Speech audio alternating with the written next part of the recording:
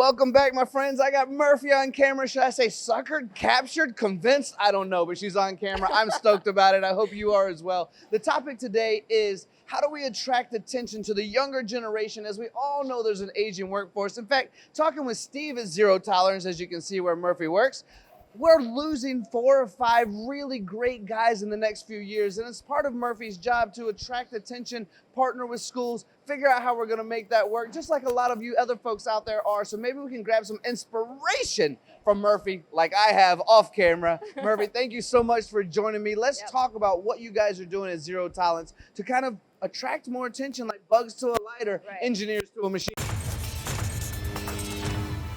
100%.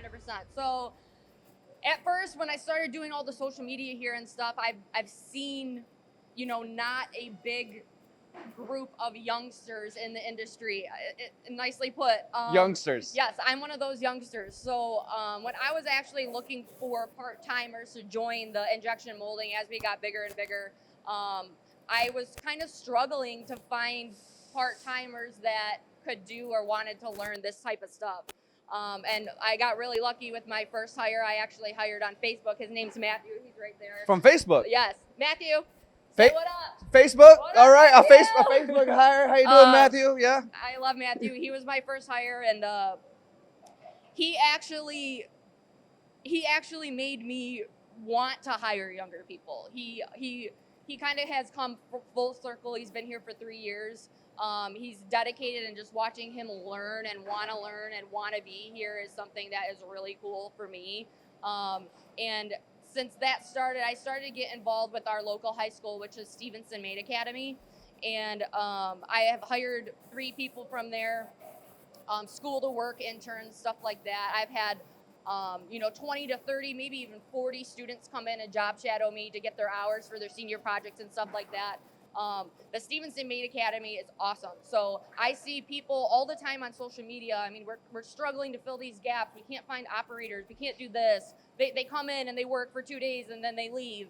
And I don't have that. We have like no turnaround here. And wow. It's amazing. So when you go to this school and you talk to these students, you have to talk to them as real people. Real people. These people, they want to learn. They want to know. You got to bring them here. Get them involved, make sure they're comfortable, joke around with them a little bit. Nobody wants to be intimidated all day. So I mess with them probably a little bit more than I should, but they're kind of like my family here. So I go to Stevenson Maid and I hand pluck the ones, and it's almost like we have a waiting list now. There's so many people. I get texts every day from these students. Do you guys have an opening? Does Steve have an opening? Can I intern here? Can I work here in the summer? What hours do you have available? It's like, I told Steve and Jamie, I was like, we need another building. We need more machines. We need another building. I don't know what to do with all these people. So it's really changing your mindset on involving the younger generation. They can do it and they can learn it. You have to be able to teach them. And when you find the right people that want to learn, they're going to stick with you. I mean, and that's huge. And I think with our partnership with Stevenson Maid, we're going to have a very, very healthy workforce for a long time. I agree, and I don't know what your current job title is, but it should be spokesperson for for this school and for the company. Very, very well said. I'm going to assume the piece of metal in your hand is not to hit me with, right? I could. You made me do this interview. Right. That's what I was worried about. I didn't know she was going to do that, but what is in your hand? This is our plaque. We actually just won Outstanding Capstone Mentor for Stevenson Maid. We were Partnership of the Year. We went to the banquet last week.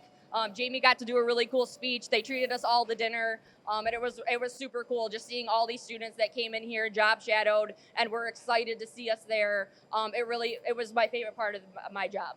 It's perfect. This is how we recruit. Social media, this is what you and I do, right? I know. Some people still aren't believing in it, but a lot of people are starting to grasp that it's important. Now, I'm going to do something I probably shouldn't do. Murphy didn't ask me to do it. She probably requested that I don't do it. Maybe even Steve as well. But I'm going to invite the camera crew and all you people following me right now. And I'm going to ask Matthew how he likes it here since we got him from Facebook. Let's do this. This is completely...